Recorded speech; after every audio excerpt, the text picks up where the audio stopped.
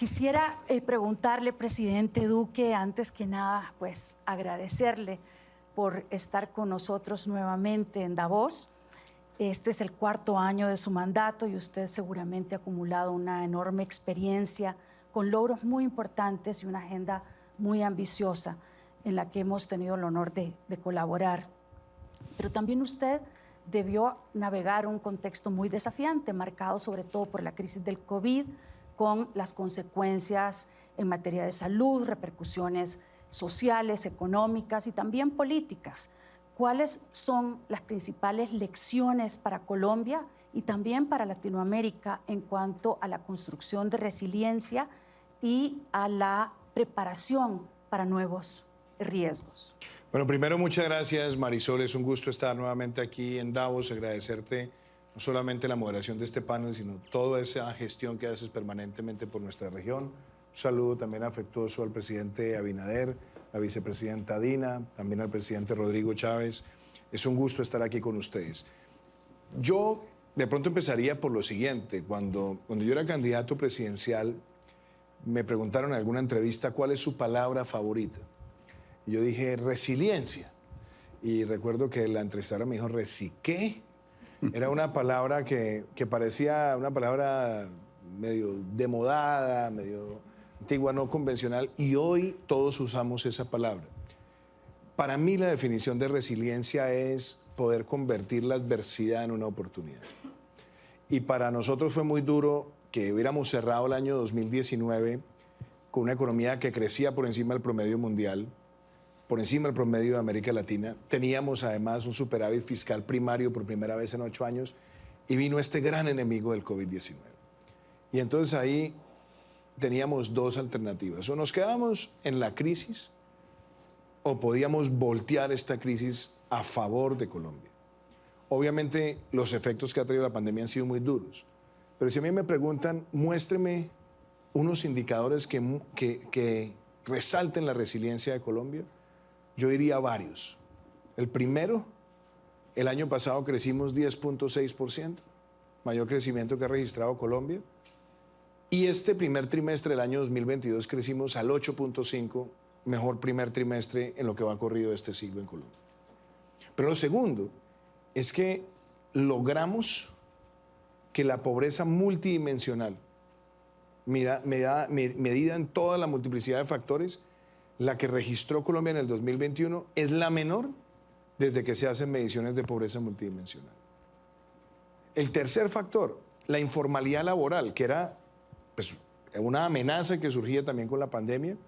La última medición trimestral que hizo el Departamento de Estadísticas de Colombia muestra la menor informalidad laboral desde que se mide informalidad laboral en Colombia.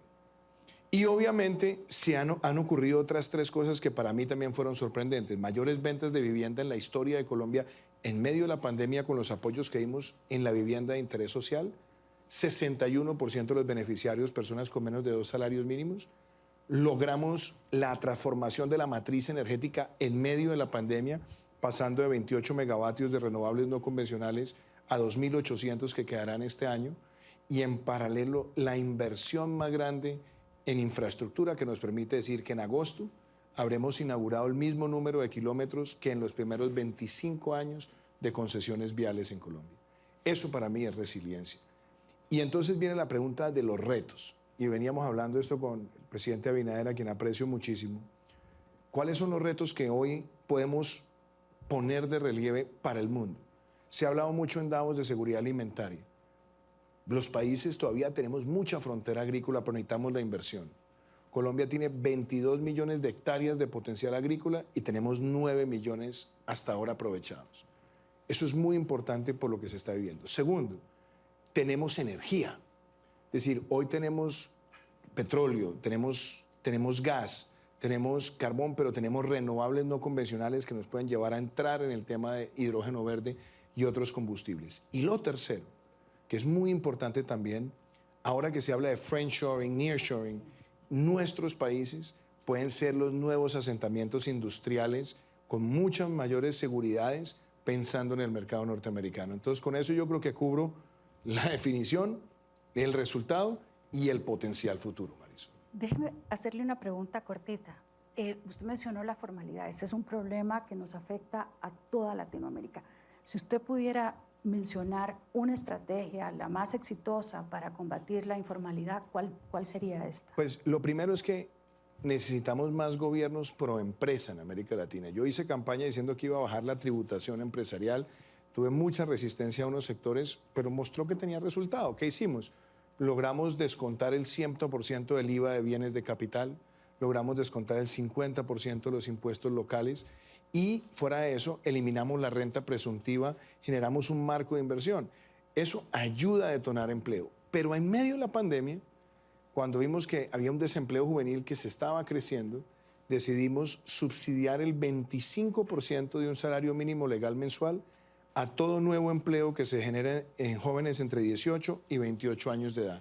Y ya vamos por más de 400.000 empleos que se han generado por esa política y eso nos ha ayudado también a reducir la informalidad laboral.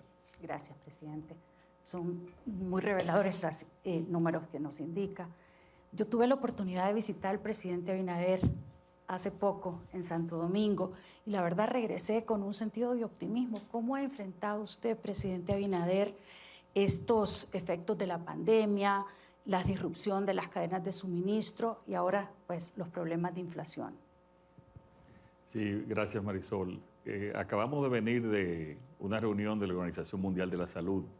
Bueno, la primera reunión igual que estas grandes eventos que tienen en los últimos 2 años. Y ellos allá, el director, el doctor Ghebreyesus, nos hizo un reconocimiento sobre el manejo de la pandemia. ¿Y por qué ese reconocimiento? Nosotros somos un país turístico.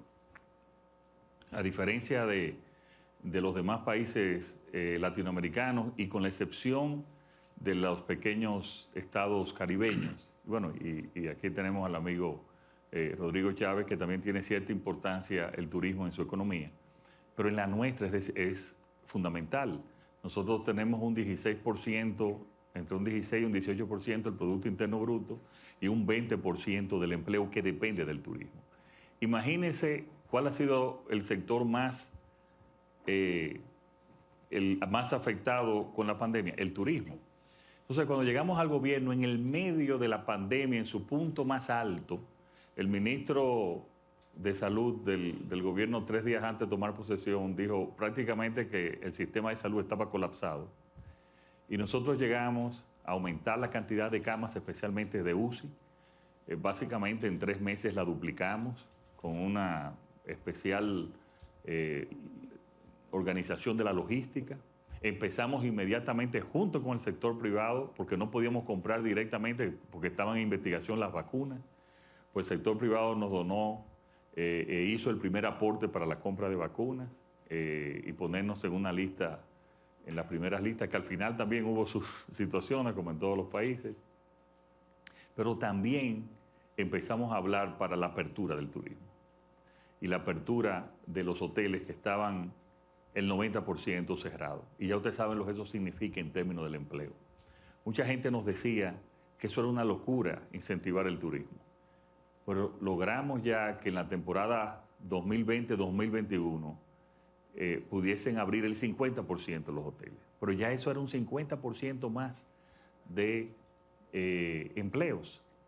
Y nosotros nos dimos cuenta, obviamente, que si no recuperábamos el turismo, no íbamos a recuperar la economía dominicana con los datos que teníamos. Pues insistimos mucho en esa parte, pero para recuperar el turismo teníamos que también recuperar la salud.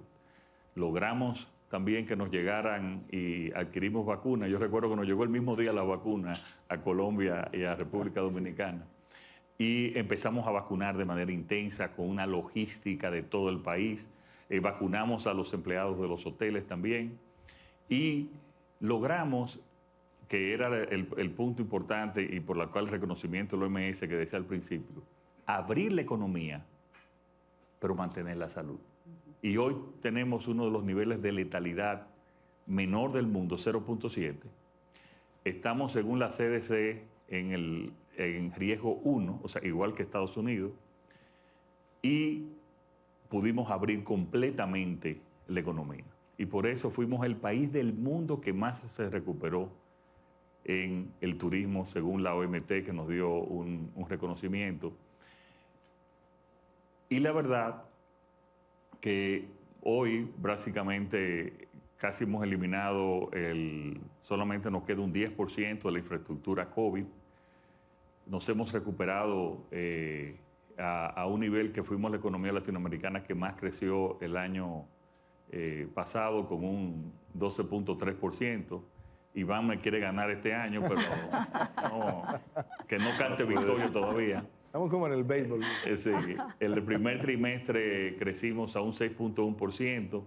Yo pienso que el mes de abril, según he visto los datos preliminares, también vamos a seguir a ese mismo nivel. Y ya la economía va, las zonas francas, que como dice Iván, en el nearshoring, en el friendshoring, o friendshoring, como se dice, hemos crecido en más de un 34% las exportaciones tradicionales también nuestras han aumentado. Y si bien resalta la recuperación del turismo, en todas las áreas de la economía nosotros nos ha ido mejor, incluyendo en la parte agrícola, que a pesar de que somos una isla, tenemos un sector agrícola bien poderoso, pero sí bien afectado, porque nosotros, a diferencia de otros países latinoamericanos, no tenemos petróleo, las materias primas las importamos, trigo, soya, maíz. Por ejemplo, allá en la producción de pollo, los productores avícolas dicen, nosotros no producimos pollo, nosotros ensamblamos pollo aquí en el país. Y es la realidad por las condiciones que tenemos. Pero lo importante es que hemos trabajado con cada sector, identificando las prioridades, y eso nos ha ayudado. En la parte de la inflación, y con esto concluyo, Marisol, hemos tenido que irnos a una combinación de un financiamiento especial. Nosotros hemos duplicado la cantidad de financiamiento del sector agrícola. Y por eso, por primera vez en 20 años no tenemos que importar arroz. Por primera vez tenemos una sobreproducción de plátanos, estamos hablando de los productos que más consumen los dominicanos. Y así también producción récord de pollo, prácticamente en todas las áreas. Aumentamos el financiamiento de la producción, pero también ahora después de la guerra, especialmente que han subido las materias primas, hemos tenido que ir a los subsidios. Nosotros dejamos en $85 el precio del petróleo, y de ahí en adelante le hice un discurso al país que entre 85 hasta 115, según nuestras proyecciones, podíamos mantener el subsidio. Hasta ahora, tú sabes, hoy está a 110, que es el WTI, el West Texas, que es el que compramos nosotros. Pero hoy, exactamente en unas 2 horas, el ministro de Industria y Comercio anuncia también el subsidio al maíz para que no suba el precio del pollo. Ya anunciamos hace 2 semanas también el subsidio al trigo, y en septiembre del año pasado empezamos a subsidiar también los fertilizantes. Imagínense que la urea, cuando llegamos al gobierno, estaba a $270 aproximadamente la tonelada, y hoy está a 850. Sí. Entonces tuvimos que sellar también y hacer una línea de subsidio. Hemos hecho una administración fiscal realmente lo más eficiente posible. La verdad es que nos sentimos muy orgullosos, porque además lo estamos haciendo con mucha transparencia, una lucha constante contra la corrupción, para que esos recursos puedan rendir.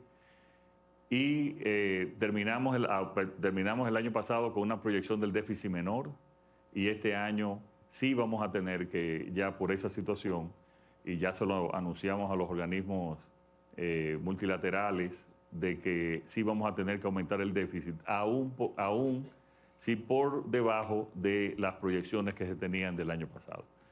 Pero lo que te puedo decir, Marisol, que esto tiene que ser una administración día a día por la situación cambiante, ir adaptándonos, y no se puede proyectar a largo plazo. Y largo plazo son 3 meses aquí, O sea, aquí tenemos semanalmente, yo me reúno con el Gabinete de Economía, me reunimos con el Gabinete de Construcción, nos reunimos con el Gabinete de Agricultura, nos reunimos con el Gabinete de Salud para determinar las acciones como los tiempos lo meritan.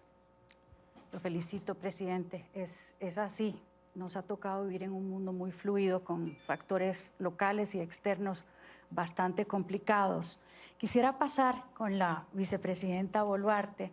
Pues el Perú fue uno de los países con una de las tasas de recuperación económica más altas en Latinoamérica. Se calculó que había crecido en 2021 en un 13.1%. Pero, ¿cuál es la visión y la estrategia de su gobierno para fortalecer la gobernabilidad, la confianza y que se permita trabajar con el sector privado, promover más inversión y con eso generar empleo?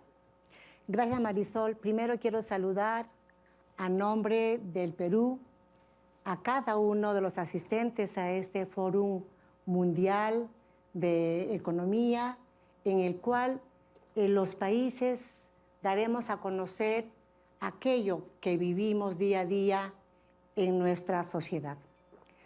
En tu pregunta, Marisol, yo quisiera primero un poquito abrir el mercado, no solamente centrarme en el Perú, sino ir un poco a Latinoamérica. Y en Latinoamérica tenemos que mirar a la persona como el centro del paradigma del desarrollo social. Y tenemos que pensar en 3 aspectos importantes. Primero, hay que colocar, como digo, a la persona como centro principal de ese desarrollo económico. Segundo, que el Estado tiene que tener prioridades para poder atender la salud, la educación y la seguridad. Y como tercer punto importante, es que el sector privado tiene que jugar un rol muy importante donde pueda hacer ese círculo virtuoso donde tengamos que crecer, tanto los empresarios, pero también nuestras sociedades. En el Perú, en ese sentido, consideramos que la informalidad que todavía tenemos en el tema laboral, tenemos que ir caminando a formalizarla. ¿Y cómo vamos a lograr esto? Haciendo de que la simplificación administrativa como Estado podamos aplicarla en un corto plazo, de tal manera que eliminemos los trámites burocráticos que hacen mucho daño para la formalidad del empleo. Pero también tenemos que hacer de que todos nuestros procesos, estos de lo que estoy hablando, tienen que estar digitalizados, de tal manera de que podamos simplificar la administración, eliminamos el tema de los trámites burocráticos, digitalizamos los procesos y esto va a hacer un Estado eficiente, un gobierno más eficaz para que podamos crecer económicamente. Sin embargo, en el Perú, para poder asegurar la economía, en el 2021 hemos crecido 13.5%. Este crecimiento económico fue el mayor de toda la región, ¿no? Y acá está nuestro presidente de Colombia, que ha crecido en 10%, acabo de escuchar. Nosotros hemos crecido a pesar de la situación de la pandemia, a pesar que en julio del año pasado hemos asumido a ser gobierno, hemos manejado de manera responsable la economía del país. Y en el 2021 hemos crecido 13.5%. Y en lo que va de este primer trimestre, a diferencia del año pasado, ya venimos creciendo en un 3.8% en comparación al primer trimestre del año pasado. En consecuencia, el Perú es un país responsable de un manejo económico estable, el cual garantiza la participación de los empresarios en una inversión. Garantizamos una atención jurídica responsable en el que el inversionista pueda llegar a invertir de manera segura, pero también con reglas claras, donde el empresario y el inversionista debamos de caminar juntos, cuidando nuestro medio ambiente que tanto daño está haciendo ahora. Venimos del almuerzo donde hemos estado los presidentes y he escuchado hablar a diversos presidentes en el que si no nos ponemos todos los líderes, no solamente latinoamericanos, sino del mundo, para cuidar nuestro planeta Tierra, estamos poniendo en riesgo no solamente el tema alimentario, que es lo que nos mantiene vivos, sino que la misma supervivencia del ser humano en el planeta Tierra. Así que los invitamos a todos los inversionistas a venir a Perú a invertir. Estamos seguros que los vamos a atender con sumo agrado y con una economía estable, con garantías de seguridad jurídica, para que podamos todos, tanto ustedes como nosotros como sociedad peruana, desarrollarnos de una manera conjunta. Gracias, Marisol. Gracias, vicepresidenta, muchas gracias. Presidente Chávez, este es el primer viaje internacional que usted realiza como presidente de Costa Rica y valoramos muchísimo su presencia. Costa Rica se conoce por ser un país estable, seguro, con mucha equidad social. Y usted se libró de esta ola tan grave que ha producido la pandemia, pero también existen algunos riesgos emergentes y va a corresponder un periodo complejo en su presidencia. Hemos escuchado que la corrupción está en el centro de su agenda. ¿Puede contarnos, por favor, cuáles son otras prioridades que usted tiene para su mandato como presidente de Costa Rica? Muchísimas gracias, Marisol. Muchísimas gracias al presidente de Colombia, República Dominicana y a la señora vicepresidenta por acompañarme en este panel. Yo no me libré de nada. Al revés, estoy heredando lo que hay que corregir. Sí. Porque desafortunadamente, y contrario a las experiencias que han comentado mis colegas, Costa Rica no lo hizo tan bien y más bien hemos tenido un deterioro muy importante. Es cierto que Costa Rica sigue siendo una democracia, es cierto que Costa Rica es un país que mantendrá sus valores democráticos de respeto a los derechos humanos, de empoderamiento de las mujeres, respeto de las minorías y de un compromiso absoluto e inquebrantable con el medio ambiente y también con la propiedad privada. Entonces, yo no puedo reportar los éxitos de mis 15 días en la administración, pero sí puedo reportar sobre los desafíos y qué vamos a hacer. Primero, el país necesita, para mantener esa cohesión social, esa paz que hemos tenido, no solo para los costarricenses, nosotros somos un magneto de gente de otros países que viene buscando mejor vida, y eso no es barato. Eso le pone presión, y lo hacemos con el corazón abierto, pero eso le pone presión a nuestros servicios sociales y a nuestra posición fiscal. Entonces, ¿cuáles son las prioridades? Tenemos que generar más y mejores empleos. Y eso pasa por dar un golpe de confianza al sector privado. En Costa Rica, la dicotomía que habíamos venido, la falsa dicotomía que habíamos venido oyendo por años, es sector privado o sector público. No ha habido un país en la historia del mundo que haya logrado prosperidad solo con el sector privado o solo con el Estado. Son las dos hojas de una tijera. El Estado sirviendo a un sector empresarial vibrante, productivo, que no corrompa, y un Estado que no se corrompa. Esa es la receta que estamos haciendo. Y en eso hemos invertido muchísimo en estos primeros días. Ya hemos presentado leyes como de testigo de la corona, dando premios a quien denuncie, premios económicos, a quien denuncie actos de corrupción, etc. Tenemos que mejorar nuestra situación fiscal. No se puede construir, el presidente Duque mencionó, vivienda con tasas al 12% de interés real en dólares. Carísimo y con un descalce financiero muy peligroso para el deudor y para el intermediario financiero. Entonces, ahí estamos trabajando. De hecho, hemos hablado con muchísimos inversionistas hoy y les hemos dicho, no red tape, red carpet. Costa Rica is open for business. Y yo soy el que les va a romper todos los cuellos de botella, voy a romper las cadenas, vamos a abrir las puertas.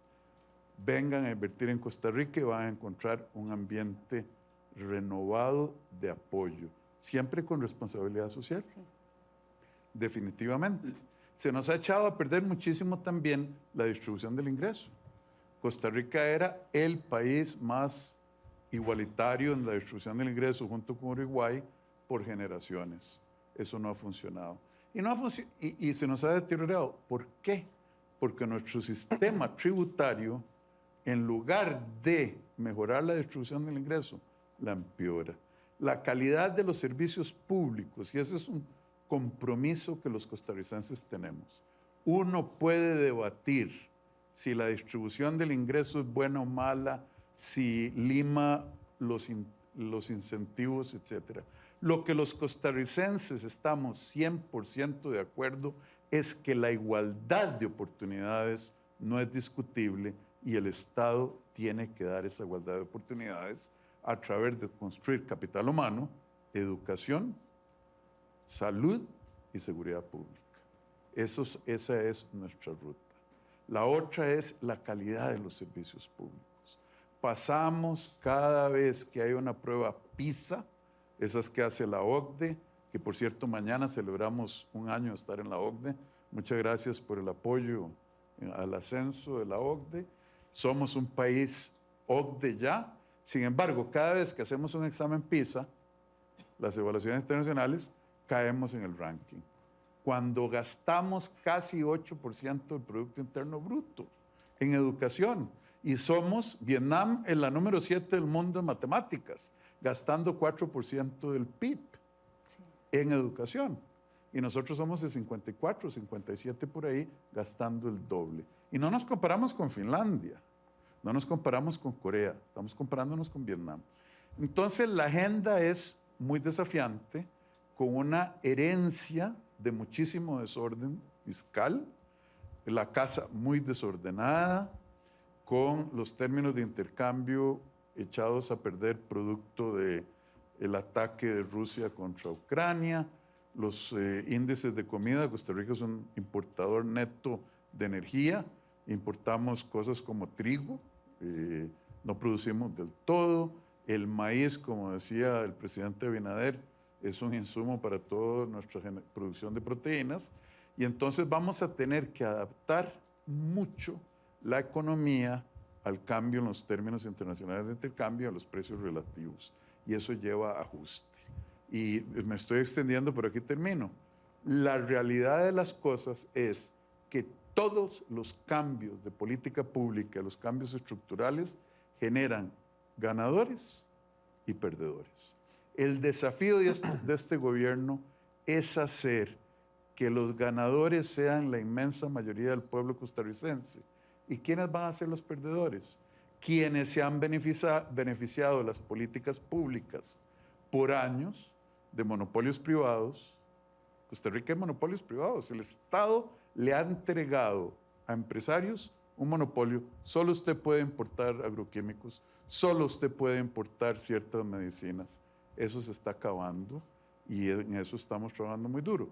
Generar cambios que creen muchísimos ganadores y que los perdedores tengan que reconocer que tenían beneficios ilegítimos y que los van a tener que entregar. Ese es el desafío a grandes rasgos que veo yo desde la herencia que recibimos hasta dentro de 4 años que queremos entregar un país mucho mejor, más próspero y más igualitario. Pues una agenda sumamente clara, presidente. Muchas gracias. Yo desde ya lo invito en nombre del Foro Económico Mundial a nuestra próxima edición de la reunión anual, donde ya va a haber espacio para que nos cuente cómo ha ido implementando esta agenda que seguramente va a ser de manera exitosa. Quisiera regresar con el presidente Abinader. En nuestra región existen importantes motores de desarrollo. Uno de estos es seguramente el turismo, sector en el que usted hizo mucho énfasis. Hemos también escuchado las deliberaciones que hay y las preocupaciones que hay sobre el deterioro de nuestro medio ambiente. Usted, con esa capacidad ejecutiva, innovadora, ¿qué propone para la región latinoamericana como algunas medidas concretas para desarrollar el ecoturismo? Un área donde Costa Rica ha sido muy relevante. Sí, Marisol. Solo quería abundar algo sobre el punto anterior. y nuestra preparación. No solamente nosotros nos preparamos también en cuanto a esa parte de los subsidios, la parte social, sino que al mes de llegar al gobierno empezamos a darle un seguro médico general del Servicio Nacional de Salud, del Servicio Público Nacional de Salud, a 2.4 millones de dominicanos que eran los que faltaban, que no lo tenían. O sea, hoy por hoy ya el 98% de los dominicanos tiene su seguro médico básico. Y eso fue muy importante también para la recuperación en términos de la salud. Y al mismo tiempo hemos duplicado, tanto en cantidad, en términos del aporte económico directo, como también de la cantidad de personas que se le da una ayuda directa, especialmente a madres y padres en situaciones de vulnerabilidad. De 830,000, hoy le estamos dando a 1.650.000 y el doble de la ayuda directa que se le daba en su momento, porque tenemos que hacer siempre un balance entre el desarrollo y el crecimiento económico y realmente la distribución y la justicia social, que es debe ser el objetivo de cualquier política económica, disminuir los niveles de pobreza. Mira, República Dominicana tiene una matriz de producción, de generación de divisas y de empleos muy diversa, y eso es algo muy positivo para nosotros. En términos de generación de divisas, tenemos el turismo, las zonas francas y las exportaciones tradicionales, y bueno, las remesas, que las tenemos todos los países latinoamericanos, en términos de generación de divisas. Pero todos conocemos aquí que las divisas también, la generación de divisas, es un impulso muy importante al sector construcción, más de lo que la gente piensa y se imagina fuera de nuestros países. La zona franca ha sido favorecido con lo que mencionó Iván, el nearshoring y el friendshoring también. Claro, nosotros hemos hecho una gran campaña, una gran apertura a esas nuevas empresas.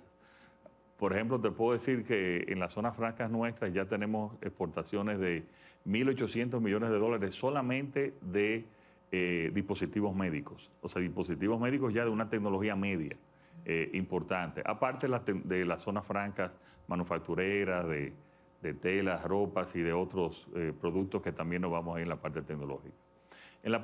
Ya volviendo a la parte de turismo, yo creo que Latinoamérica, tan diversa como es, así mismo tiene que ser su turismo. Nosotros tenemos el turismo de sol y playa, que la verdad que es el turismo masivo, es el más importante, pero nosotros lo combinamos también con turismo ecológico, en áreas importantes que tenemos de reservas naturales, de parques, que al mismo tiempo que lo protegemos, pues le damos una posibilidad de visita especial, y también con el turismo histórico. Recuerda que Santo Domingo es la primera ciudad de América, ciudad primada de América, donde están los primeros restos de nuestra España colonial, y también estamos impulsando y haciendo toda una rehabilitación de nuestra ciudad colonial. Y eso es muy importante. Hoy en uno de los paneles uno de los paneles de turismo, hablaba la ministra de Turismo de Arabia Saudita, que ellos están tratando de impulsar, que ellos empezaron a crear nuevos puntos y nuevos destinos turísticos en el momento de la pandemia. Bueno, pues nosotros hicimos lo mismo y estamos desarrollando un nuevo polo turístico que es Pedernales. Ya tenemos compromiso de 11 cadenas internacionales. Sin embargo, ese nuevo polo turístico va a ser un polo turístico en una inclinación muy especial hacia el ecoturismo. Es una provincia donde el 78% del terreno es parque nacional. Y esto se va a ubicar en una pequeña parte de la provincia para tener acceso a toda esa área protegida y un turismo de mucho menor densidad que, por ejemplo, el turismo masivo y muy exitoso que desarrollamos en Punta Cana. Así, cada país, el caso de Costa Rica se ha desarrollado, ha sido ejemplo de un desarrollo ecoturístico. Sí. Colombia tiene todas las posibilidades, tiene desde Cartagena, una ciudad colonial preciosa, hasta puede tener ecoturismo o de playa. Y yo creo que Brasil es un continente que lo puede tener todo. Y yo pienso que cada país, con lo diverso que es Latinoamérica, lo que tiene que identificar. Ahora mismo ya hay una necesidad de turismo que te presenta todo el menú. Si bien es masivo lo que te digo de sol y playa, sí también hay el turismo ecológico, el turismo cultural e histórico. Y hay que tener presente también, Marisol, que las nuevas generaciones tienen mucha conciencia hacia un turismo con un sentido ecológico muy importante.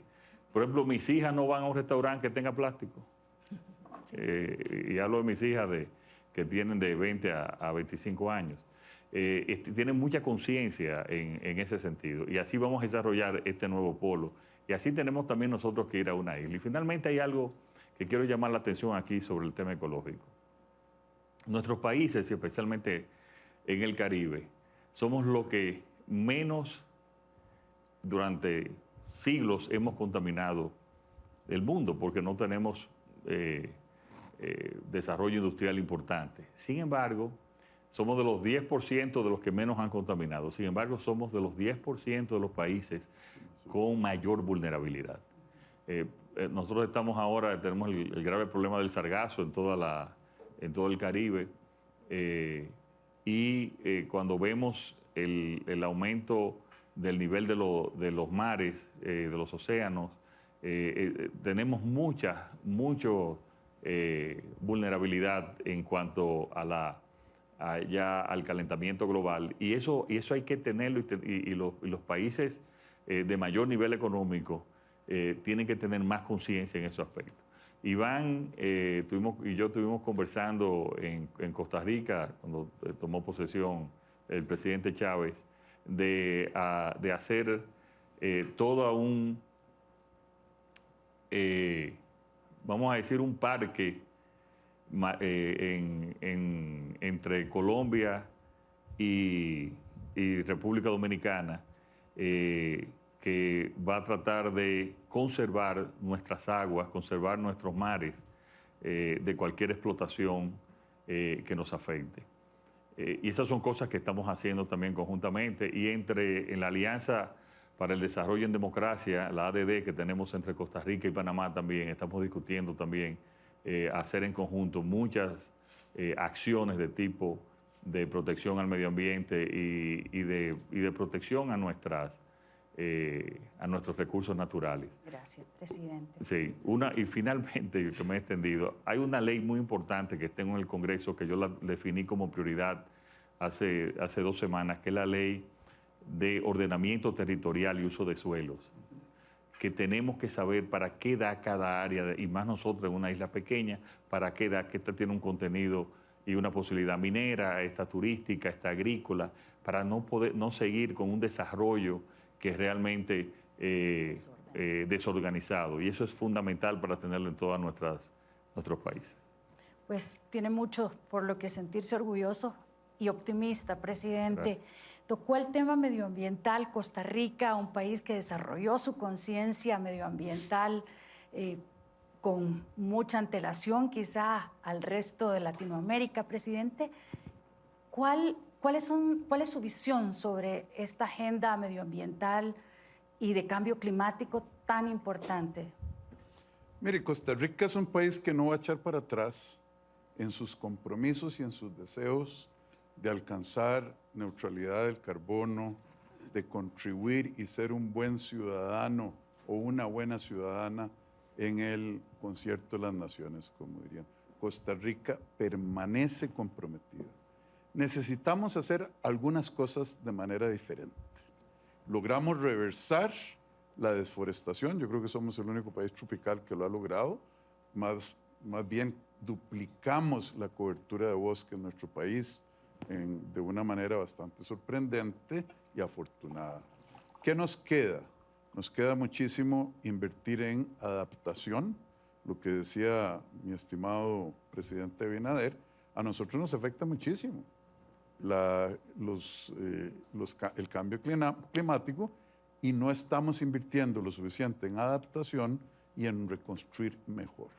Segundo, tenemos desafíos históricos con el manejo de nuestras cuencas de ríos. Desafortunadamente hemos invertido muy poco en acueductos, en alcantarillados, mejor dicho, y tenemos demasiada contaminación de nuestros ríos. Vamos a trabajar en eso. El manejo de sólidos, no estamos reciclando, no estamos haciendo suficiente economía circular, no estamos haciendo waste to energy, etc. Continuamos mejorando nuestra matriz energética cada vez hacia más renovables, a pesar de que sobreinvertimos en la capacidad de generación eléctrica, sobre todo con combustibles fósiles. Vamos a seguir adelante. Los tiempos son difíciles. Entonces lo haremos al paso, sin prisa, pero sin pausa, al paso que las condiciones globales permitan, sin sacrificar demasiado el bienestar actual, a cambio de un futuro lejano, pero tampoco sacrificando el futuro por la ganancia inmediata. Hay un tema de racionalidad económica y compromiso social que creo Costa Rica balanceará muy bien, porque estamos llegándole al tema de una manera muy técnica. Sí, presidente, muchas gracias. Usted mencionó la neutralidad de carbono, el net zero. El presidente Duque ha posicionado en la agenda de Colombia muchos motores de desarrollo, entre ellos usted desarrolló una hoja de ruta para net zero y también usted ha impulsado una estrategia de transformación tecnológica y digital muy relevante, sobre todo en los tiempos de pandemia, donde hemos visto una aceleración de esas capacidades y necesidades que nos han sobrevenido durante la pandemia. ¿Nos puede contar, presidente, un poco cómo ve usted estos dos temas en particular y cuáles recomendaciones puede usted dar al resto de América Latina sobre estos? Bueno, primero yo creo que hemos tenido aquí unas intervenciones bastante elocuentes y claras también por parte de los presidentes, de la vicepresidenta, y eso me permite decir que uno de los factores que más une hoy a América Latina con todo el mundo tiene que ver con la agenda ambiental. En el caso particular de Colombia, estamos hablando de un país que tiene 50% de su territorio en selva tropical húmeda, 35% de su territorio es Amazonía, tiene el 52% de los páramos del planeta, 900.000 kilómetros cuadrados de aguas territoriales, y es un país que apenas emite el 0.6% de todas las emisiones globales de gases de efecto invernadero, pero está como uno de los países más amenazados por el cambio climático.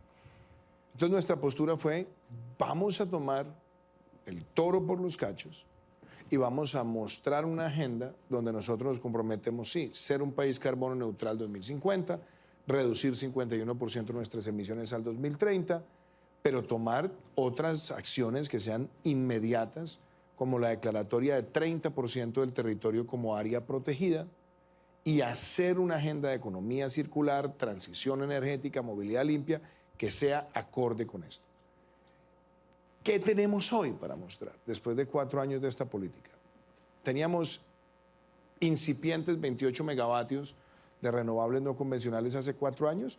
Sí, teníamos generación hídrica, más del 70%, pero logramos una transición donde multiplicamos por 100 esas energías para que queden instaladas este año, y eso nos lleva a tener una matriz donde más del 90% va a ser energía renovable convencional y no convencional. Se dijo, se hizo. Segundo, lanzamos la ley de movilidad limpia en Colombia. Y ese es un sector que genera muchas emisiones, y hoy tenemos la flota de transporte público urbano de pasajeros eléctrica más grande de la región y la flota de transporte de carga eléctrica más grande de la región. Agregándole otro elemento, pusimos la política de economía circular con el sector privado, reducir, reciclar, reutilizar, y se han sumado centenares de empresas en esta línea de acción, y hoy han convertido esto como un elemento también de su conexión con el consumidor. El consumidor quiere ver hoy marcas más responsables. Y tomamos otras decisiones, ley de acción climática aprobada por unanimidad en el Congreso para acompañar esto, y le dimos un mensaje al mundo. No vamos a esperar al 2030 para declarar el 30% del territorio como área protegida, lo vamos a hacer en el año 2022. Y eso nos pone a nosotros con otro reto. Si declaramos protección, hay que efectivamente garantizar esa protección con las comunidades y ya llevamos 10.000 familias con pago de servicios ambientales en este frente. 158.000 hectáreas de silvopasturas también para tener una ganadería baja en carbono, reduciendo la extensión, teniendo más rotación y desarrollando también en zonas que han sido afectadas por la deforestación una reducción de esa tasa de deforestación con campañas efectivas.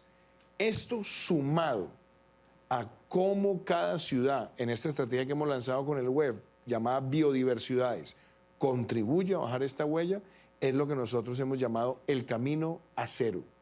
Y creo que esta lógica de pensamiento a nosotros nos está mostrando que hay una competitividad ambiental, que es algo que yo también lo he hablado con el presidente Chávez, lo he hablado con el presidente Abinader, con el presidente Castillo, con Dina, inclusive lo hablamos en alguna ocasión, y es, hoy ya la competitividad no es solamente donde producimos más barato, donde somos más productivos, sino donde podemos producir mejor, ser más productivos y con una menor huella ambiental. Y ahí es donde Colombia hoy también se posiciona como uno de los países del mundo con menor huella de carbono por punto del PIB. Eso quiere decir que si invertimos acá, es un dólar más verde que invertido en otro lugar. Y eso es algo que nos une a los presidentes de América Latina en posicionar no solamente nuestra región para el friendshoring y el nearshoring, sino que en ese friendshoring y nearshoring nuestra huella de carbono es muchísimo menor que la de otros países. Y cierro diciendo esto. Al final del día, a mí me preguntaban en Glasgow el año pasado, ¿por qué esas metas tan ambiciosas de Colombia? Porque sí, nosotros solamente representamos el 0.6% de las emisiones, es cierto. Pero si nosotros, que somos los países más víctimas de los efectos del cambio climático, no tomamos una postura lo suficientemente ambiciosa, pues los países más grandes, más ricos, que más han contribuido a esta crisis, pues no van a tener un ejemplo y una presión suficiente. Yo creo que esta ruta del camino a cero la estamos armonizando con crecimiento y con equidad. Y eso me permite cerrar también con dos temas. Esto tiene que traer beneficios. Hemos cerrado la brecha de acceso a agua potable. Vamos a llegar a 3 millones de familias que por primera vez tendrán acceso al agua potable y estamos reduciendo en un 50% la brecha de electrificación, donde estamos llegando a las comunidades más apartadas del país con soluciones de energías renovables no convencionales, paneles unifamiliares como el que inauguramos hace tan solo 10 o 15 días en una región que es el Guainía, en La Ceiba, con las comunidades indígenas. Lo hicimos en Crucito, en un departamento en Córdoba, o en Taraira, en el Baupés, y esos son mensajes muy contundentes. Y cierro con esto, Marisol. Nosotros, como país, tenemos también que asumir que la transformación social requiere ampliar la cobertura de los programas. Creamos una renta básica de emergencia que hoy llega a 10 millones de hogares, sumado esas con las anteriores. Pero estamos llegando también a esa población más vulnerable, mostrándoles a ellos que todos podemos contribuir en la reducción de la huella individual de carbono. Y eso hace que haya una coherencia integral en esa ruta del camino a cero. Presidente, estamos contratiempo, pero con usted inauguramos en Medellín un centro afiliado para la Cuarta Revolución Industrial hace 3 años. Y en su agenda ha estado bien presente también la transformación tecnológica y digital. En un minuto, ¿qué nos puede decir? En 30 segundos que lo hacemos. Mejor. Nos propusimos llegar a 70% de cobertura para agosto con internet de alta velocidad domiciliaria y además de cobertura móvil. Y ya llegamos a esa cifra en ciudades y estamos superando ya el 60% en zona rural. Lo segundo, emprendimiento con valor agregado tecnológico. Empresas que se crearan en Colombia con ese valor agregado no pagan impuesto de renta los primeros años versus inversión y generación de empleo. Nos propusimos que hubiera 3 unicornios colombianos, empresas creciendo a 3 dígitos. Ya tenemos 2 y muy seguramente tendremos una tercera que será Platzi en los próximos meses. Aparte de que, con todo y que se fundó en Brasil, David Vélez es colombiano y es también el gran promotor de Nubank, que es otro gran unicornio regional. Y mi último mensaje es la doble titulación y la formación de talento que lo dijimos. 100.000 programadores vamos a dejar formados para el 7 de agosto de este año y es la punta de lanza del talento que está requiriendo este sector. Gracias, presidente. David Vélez con esposa peruana, por cierto, que nos acompaña. Gracias, Mariel. Vicepresidenta, voy a regresar a usted con el tema de la inclusión social. Estamos viviendo estos tiempos que son desafiantes. Los grupos más vulnerables son siempre los que terminan siendo más afectados. En su cartera de trabajo está el desarrollo y la inclusión social. ¿Cuáles son las principales estrategias que el gobierno del Perú está lanzando para avanzar en el área de inclusión social y de vencer la pobreza? Gracias, Marisol. Antes de contestar a la pregunta, yo sola quiero reiterar a la comunidad empresarial que el Perú brinda confianza para poder invertir en el país, sobre todo en la masificación del gas natural en toda nuestra región. Pero también tenemos en la zona de Puno, frontera con Bolivia, tenemos el litio. Ahora que hablamos de no contaminar el medio ambiente, ahí podemos generar una industria donde podamos impulsar desde allí la fabricación de carros con litio y ya no estemos comprando el petróleo que tanto, o la gasolina que tanto contamina nuestro medio ambiente. Así es que vengan a Perú. Además tenemos los pisos ecológicos, todos del mundo están en el Perú para poder invertir en agricultura y desde ahí poder alimentar al mundo. Sobre tu pregunta, Marisol, efectivamente la pandemia no solamente ha golpeado al Perú, creo que a Latinoamérica y al mundo entero. Y es por eso que apenas empezamos a gobernar hace 9 mesecitos, tenemos recién, todavía estamos pronto a caminar, estamos ahí como los bebés todavía sosteniéndonos en el gobierno, a pesar de que hasta ahora la derecha en el país, si es que así podemos denominarla, no quiere reconocer el triunfo legítimo del presidente Pedro Castillo en las elecciones segunda vuelta del 6 de junio. Y desde el primer instante que el presidente y yo juramos servir al pueblo peruano, no nos han dejado gobernar en paz. Pero aún así, dentro de esa situación con ruido político, nos hemos puesto firmes.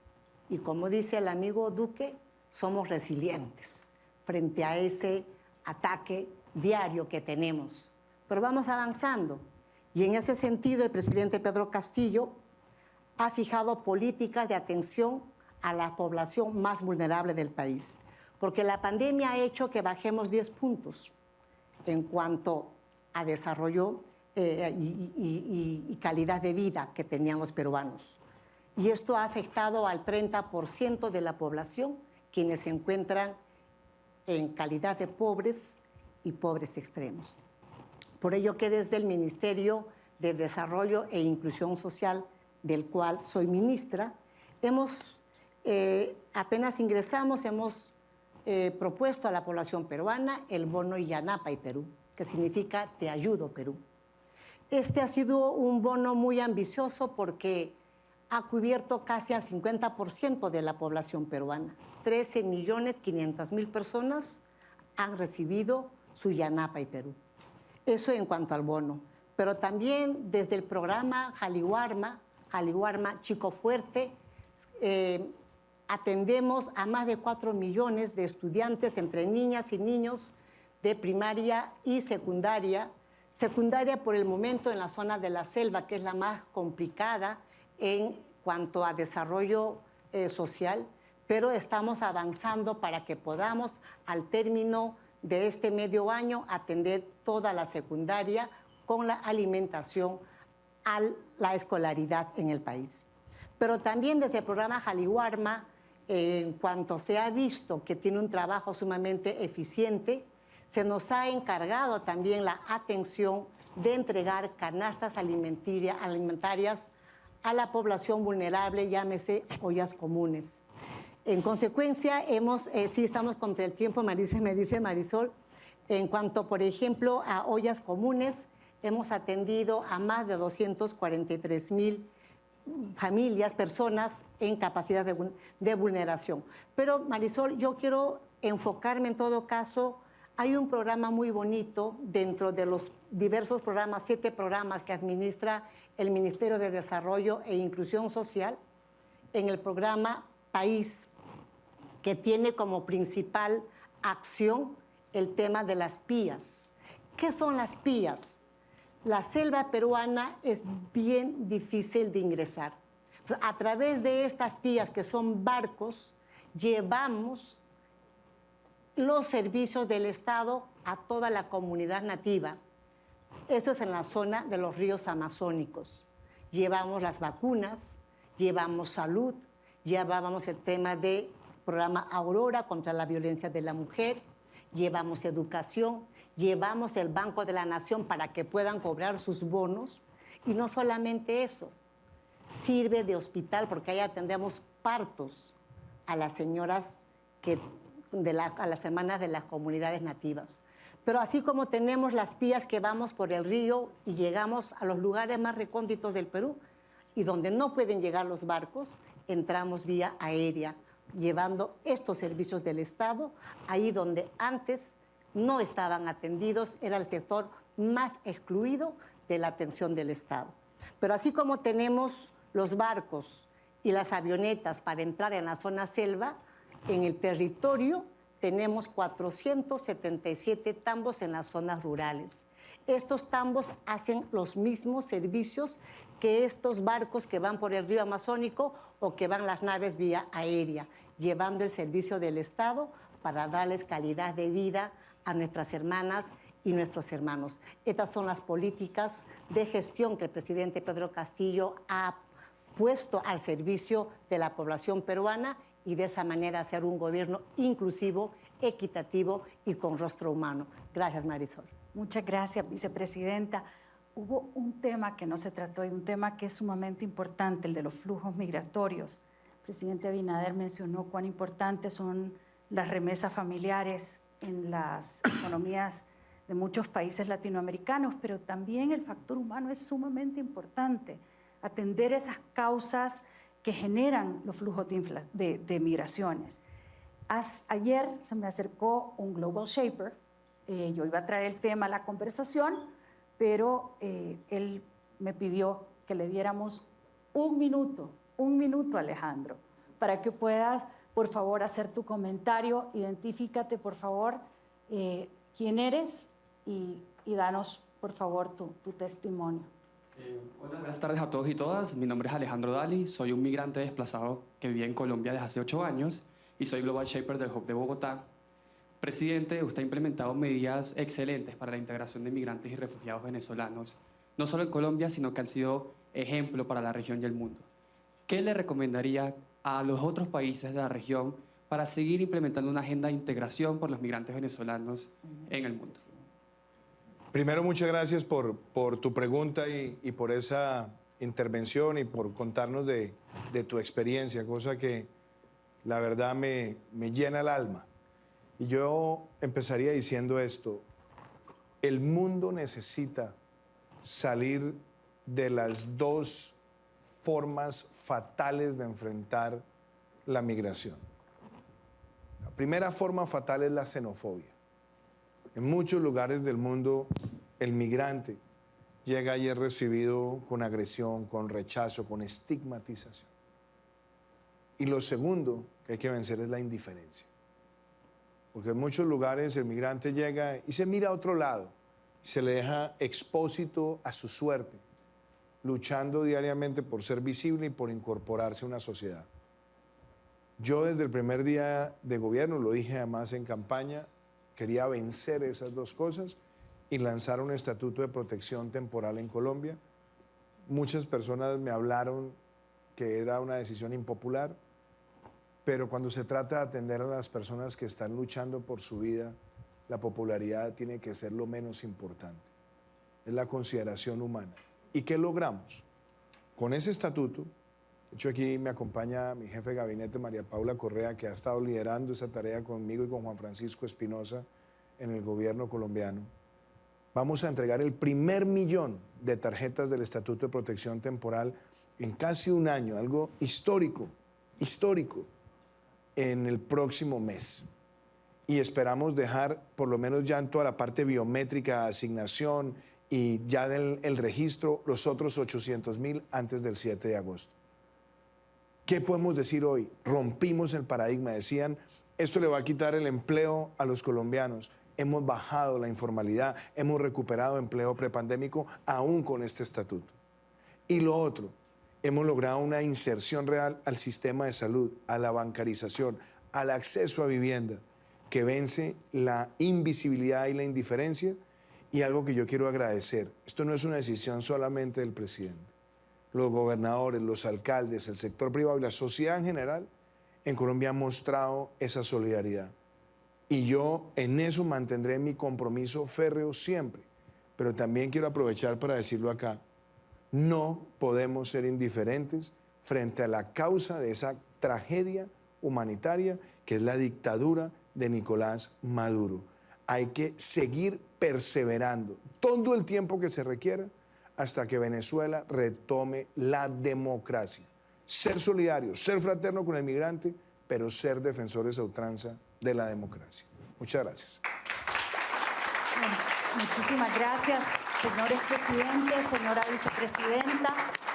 Nos hemos pasado el tiempo, ha sido un diálogo muy rico. Yo espero, sinceramente, que los líderes latinoamericanos de todos los sectores puedan ponerse de acuerdo, puedan generarse consensos independientemente de las divergencias locales, de las divisiones ideológicas, de las diferencias entre países y que finalmente podamos desarrollar una agenda de largo plazo que nos conduzca hacia el desarrollo sostenible e incluyente en América Latina. Muchísimas gracias. Gracias, Marisol. Muchas gracias. Gracias.